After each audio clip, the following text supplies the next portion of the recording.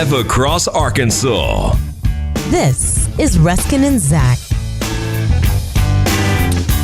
Hi, we're back here on Ruskin and Zach. Appreciate you joining us here today, and we're joined now on the Williams Tractor Hotline by Houston Nutt, former college football coach, analyst for CBS Sports on college football. Coach, it's good to talk to you. How are you? Hey, I'm doing good. Thanks for having me. Well, we appreciate it. I the first thing when I knew we were going to have you on, the first thing I wanted to talk about is staying upbeat and staying positive, because it's hard to be positive right now with all that's going on. And then if you just look at it from a football standpoint at Arkansas, a couple of disappointing years in a row. Just how do you are the master motivator? How do you keep a group positive? You used to talk about don't let go of the rope. How do you do that? What are the ways to do that? Yeah, are you talking about the players? Yeah. When you're dealing with a team, yeah. The thing about a group, the thing that you miss so much is the camaraderie, the togetherness. And whenever we got a team in a room, you look side by side and you look at your brother and say, hey, this is it. This is our family. Besides your immediate family, this is it. And it's easy. It's so easy to say, I confess it's your fault, or I can blame it on this, or I can blame it on that. It's easy to do that. But the greatness, and I was fortunate enough to be around some great players with big hearts, and even some good players that had just even bigger hearts, and they would play for one another. And so that, to me, is what you build on. You build on that family, you build on that togetherness, and everybody's got to pull their weight. Everybody's got to do their job. And when you hold people accountable to say, hey, look, you're a Razorback, and you can't say that word lightly. It means something. And it's very, very special to be a part of the Razorback family. And so I remember my dad always, when I was a little gym rat, when I was 5, 6 years of age, I'd never forget. There was a timeout, and he meets them out on the court. He's a basketball coach there, and I'll never forget how he went to each one of them, and he took those forefingers and he wiped the forehead of their brow on their forehead, and he signed to them, and definitely he coached the deaf school, and he says, no sweat. No sweat. And how can you not be sweating for your teammate? And so that, to me, is it. Hey, are you sweating? Are you sweating for your teammate? Are you working hard? I know we have a lot of things going on with COVID-19, but that doesn't mean you can't get out and run. That doesn't mean you can't go to a basement and lift some weights. And that doesn't mean you can't throw and you can't catch with maybe just one person, 6 feet apart. Whatever it may be, you find a way to get it done. To me, that's what it's all about, taking one step forward and just keep going, be positive. And you're playing, hey, the greatest game there is. And there's a lot of people that really are waiting and can't wait to watch. Coach, there's nobody more qualified to sort of talk about what Sam Pittman's about to go through. You took over a team in 1998 that frankly was sort of downtrodden, beaten down, and you got the most out of that group of players and then rolled that into success over the next decade. For Sam Pittman and his group, and I want to ask you, you're the master of the turnaround. Everywhere you've been, your teams got better instantly that first year. What is the secret? What is the secret sauce? What is that magical touch that a coach has that can come in? When I think instant turnarounds, I think Lou Holtz, those kind of coaches. If day one, what are you doing? What are you telling these guys to get them ready to run off a magical season? Yeah, that's a good question, and I think it goes right back to it kind of goes back to the first question, especially when they don't know you that first time, and they're always tell the coaches, the new staff, and I said, now listen, this first week is when their ears and their antennas are up, and your words will never be more powerful than the first week. And so it's new terminology, it's new coaches, it's new, everything's new. It's a fresh slate for everybody. So be careful with the words you use. And that, to me, is where it all starts. And then again, as you get to know these players and you get to meet them one-on-one and this and that, we always had meetings very early on, and then you pick that senior group. That senior group, to me, is always a special group because they only have 3 months left in the program. When I remember looking in the eyes of Brandon Burlsworth and Ryan Hale Zach Painter, Kanoy Kennedy. When I look at these guys, C.J. McClain, when I look at all these guys that had 1 year left, man, they've been through it. As you mentioned, they've been through some tough times. And they look good physically. And I remember asking Dean, I said, what is it? I mean, you look at Anthony Lucas, look at Clint Stern, you look at these guys, Bobby Williams, Burlsworth, Russ Brown, Joe Dean, Davenport. They look good. What's the coach? They haven't won. And they don't believe. And so I remember that first meeting with the seniors is, hey, listen, this is your team. Y'all been through a lot. And it's brand new. This is brand new. Forget about what's happened in the past. It's easy to remember and go back. Hey, well, I guess when the ball doesn't bounce my way, I guess things are going to go bad. No, we're not going to think that way. It's a new mindset. And I just believe the harder you work, the luckier you will be when that ball bounces your way. And you got them to start believing. And, boy, when they start believing with a group like that, that's when they start achieving. And, boy, after that first, second, third, fourth, fifth week, it was awesome. And Brandon Burlsworth, a quick story. Brandon Burlsworth, I'll never forget. They did a little bit of this in the movie. I wish they'd gone a little bit further and greater. But we came out the week of the Alabama first conference game in Fayetteville, Arkansas. Our meeting rooms are down there in the bottom. It's an indoor there, 50-yard indoor. And our meeting rooms there, we come out about 10 o'clock. I remember Joe Ferguson and I, Mike Marks and my brother Danny. We come out, we hear shuffling on that 50-yard turf. Feet. We know somebody's there, but we can't see him. And so we walk over and said, Brandon, what in the world are you doing? He said, Coach, I know we didn't have a good practice today, and my steps weren't very good. I'm just making sure these powers and counters, this inside zone, I want to be right.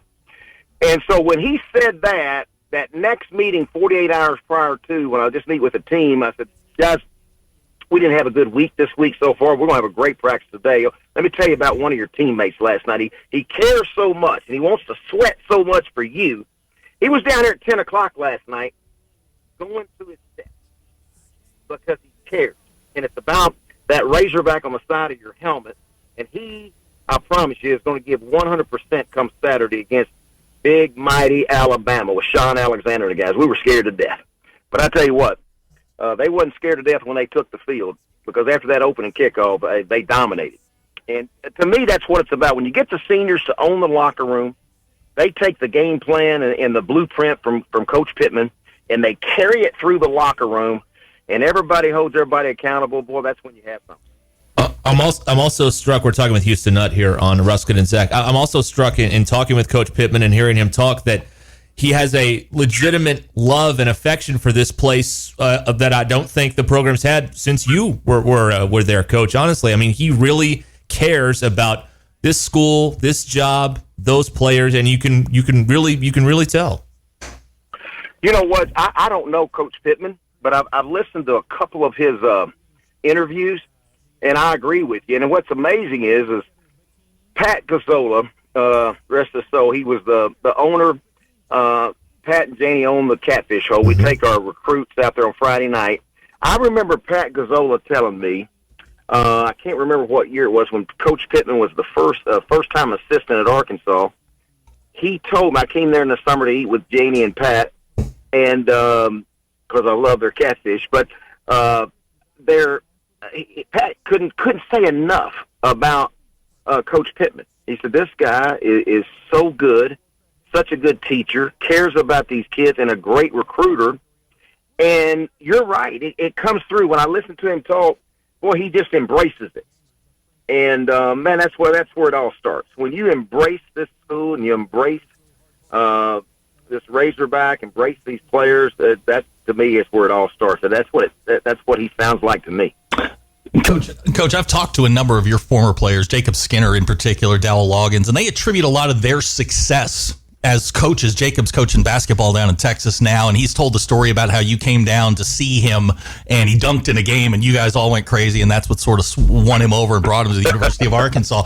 But I was talking to Dowell Loggins this morning about you and sort of some of the things that he'd taken from you into his career and into the Jets, and one of the things that he mentioned to me were these legendary Thursday night meetings, where we've all seen the video of you before the Cotton Bowl giving the pregame speech, but he said those are nothing compared to what those Thursday night meetings were like.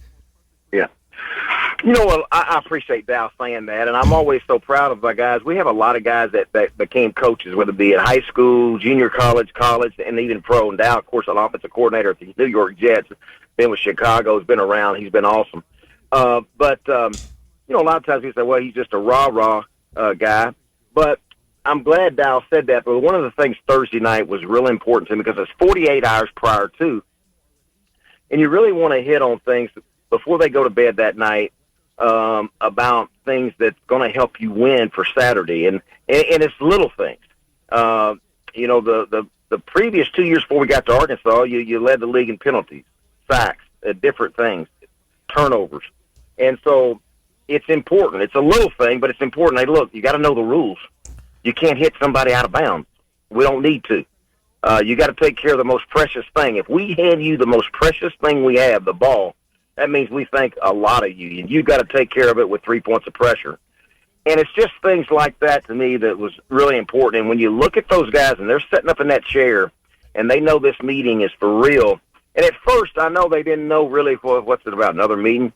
But you try to make them sit up in their chair and where it's something that's going to be said that's valuable, that's going to help you win Saturday. And it could be something as simple as, hey, look, you may be second team, but you're one play away, and you got to make sure that you're an encourager on the sideline. You know every play that's going on. Take a mental rep, and when your guy that's in front of you is making a play and he comes off that sideline, you let him know. You know, it's just those kind of little bitty things that I think that are important that turned into big, big things. We're talking with Houston Nutt here on Ruskin and Zach. We've talked a lot, reminiscing because there's no real sports to talk about. We reminisced about some of your favorite guys throughout the years. We talked a lot about Houston. We've talked a lot about Matt Jones on this show, Coach. And of course, man, what are some memorable Razorback moments there? I mean, there's a big list of them with number 9 that you coached. Well, I tell you, Matt was unbelievable. At 6'6" and a quarter, 238 pounds, and ran 4.3. And it's amazing every time after a game, whether it be the offense, the guy coming across the field, whether it be Coach Fulmer's defensive coordinator or Joe Lee Dunn, they'd always say the same thing. Didn't know he was that fast. The film just doesn't show he was that fast. You know, he has those long, gangly legs, but my goodness, man, he was something. And he made things happen. The first thing that stands out in my mind, of course, is the 7 overtimes. You know, he's so young, but he never flinched. He never felt pressure. I love when a guy can handle pressure. And when he can get in the huddle and the other 10 set of eyes believe. They believe in the guy. They believe that it's 3rd and 8, and they believe that Matt Jones is going to get them to 9. Clint Sterner had that in a different way. Clint Sterner's more of a drop-back pocket passer, play action, you know, unbelievable arm. Matt was different where you love to keep him on the move. Bootlegs, waggles, read zones, options. And, man, he made it happen. And then the defense coordinator's worst nightmare, they'll tell you, is they got them all covered. They're in, say, 2 deep, 5 underneath. Man, they got all your good receivers covered up. Well, you forgot one guy. It's almost like the 12th guy. You forgot about Matt Jones because he can take off running. And, man, how many times did he move the chains for us when everything's covered, everything's covered up, and you think, oh, man, we can't do anything here, and then he takes off. And, man, it's just such a weapon, and he was fun to coach. He was different, very different. And the way I say that is, the reason I say that is because there's not too many guys that are 6'6". You know, Lou Holtz in South when he coached at South Carolina, met me at midfield Little Rock, says, when is Matt Jones going to graduate? That's his first question. When is he going to graduate, Coach? I said, hey, Coach, I hope not for a while. He's just a junior right now. But anyway, the bottom line is he did so many great plays, and he's a winner. What is it about guys like Matt Jones, D-Mac, Felix Jones, Peyton, Hillis? I mean, obviously great athletes, but what is that thing that separates them? A lot of great athletes that get to college and don't make it to the league. What is it about those guys? And you had a bunch of them. I mean, you stared them right in the eye. What is it about those guys that made them special?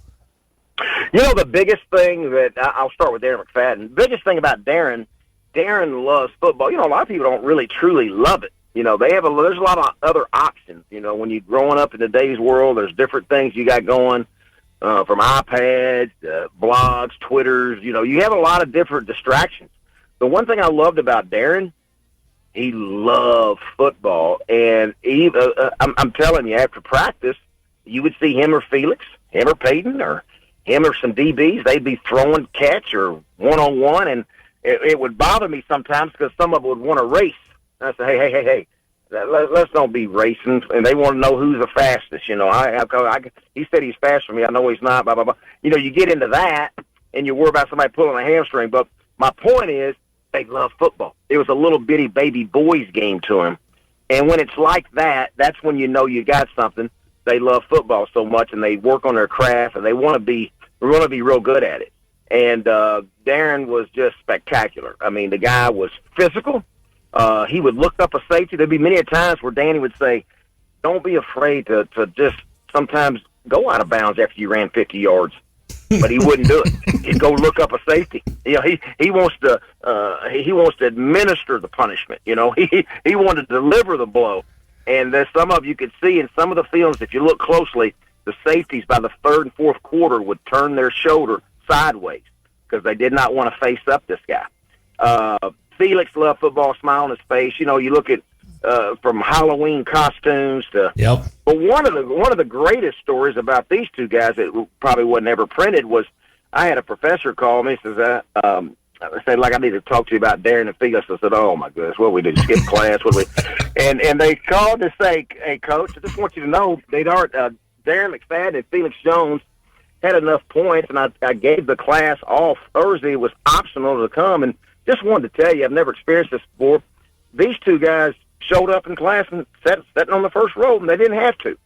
It's just things like that, and what they done in the community when Roger Hunter would set up reading to the junior hires, saying no to drugs, different things, to be givers, and they were proud. They were proud Razorbacks.